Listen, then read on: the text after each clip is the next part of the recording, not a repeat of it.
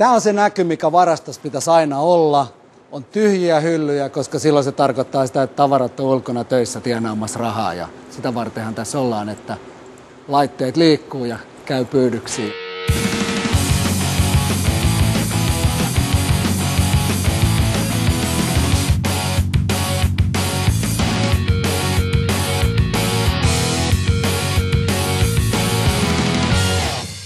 Eastway on tapahtumatalo. Me tehdään erilaisiin tapahtumiin, teatterituotantoihin ja konserttituotantoihin teknisiä ratkaisuja, mutta yhtä lailla me myös tehdään tuonne business to business puolelle, suunnitellaan yritystilaisuuksia ja toteutetaan ne.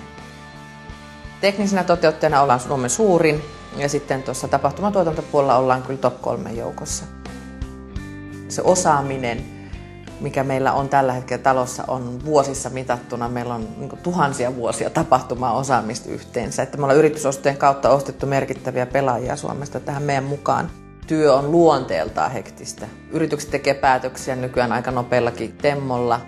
Kovaa mennään.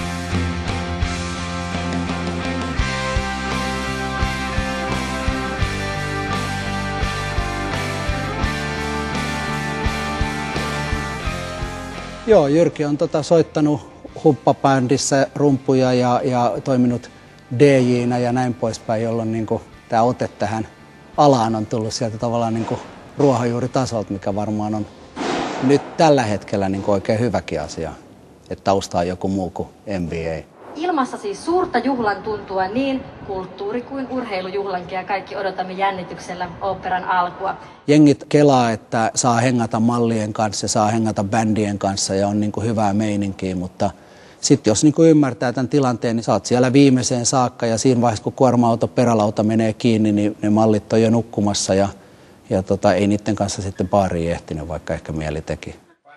Katos tätä. Mä kävin kääntymässä eilen siellä sen briefin pohjalta. Niin mä katsoin tuon läpi. Mä kuittasinkin sen sun.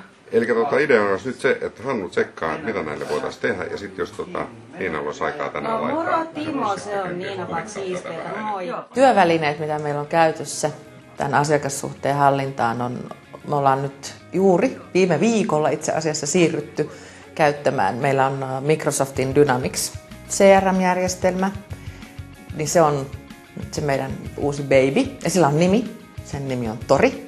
Kyllähän tämä tiedonkulun nopeus helpottaa ihan mielettömästi. Ja samoin se, että kun on tällaista asiakkuuden hallintaa, niin silloin muutkin tietää sen, mitä sä tiedät. Asiakkaista pidettiin kyllä yksilötasolla hyvää huolta, mutta kollega ei tiennyt, että kuka on sun asiakas KO-yrityksessä ja mikä on se yhteinen historia. Tämä on kuin tuotantolaitos, me kasataan tavarat täällä ja mennään mahdollisimman nopeasti keikkapaikalle ja tullaan sieltä takaisin ja sen jälkeen sitten taas pannaan tavarat hyllyyn ja odotetaan seuraavaa asiakasta ja välillä niitä viedään keikalta suoraan toiselle, että se kysyy jonkinmoista logistiikkaa ja pakkauslistoja ja niin poispäin ja kyllä siinä meilipoikineen sinkoilee ukolta toiselle. Lähtökohtaisesti, kun mä oon aina myöhässä, niin nyt mulla on järjestelmä, joka muistuttaa mua. Mä tiedän, mitä mun seuraavat päivät tarkoittaa. Mä voin päivittää mun tapaamisia mun puhelimesta. Sitten mä näen muiden ihmisten kalenterit. Tämän kokoisessa firmassa, missä mekin nyt ollaan, niin se, että sä tarvit 3 ihmistä samaan palaveriin.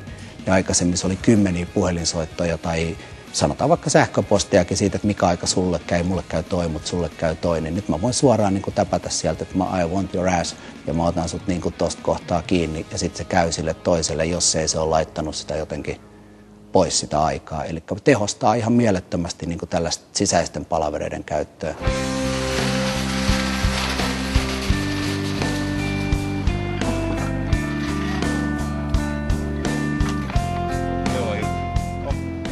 Tietenkin täytyy toimia mobiilisti. Että se on toiminnan edellytys. Meidän ihmiset matkustaa paljon, meillä tehdään paljon ulkomaankomennuksia. Meidän pitää pystyä olemaan online.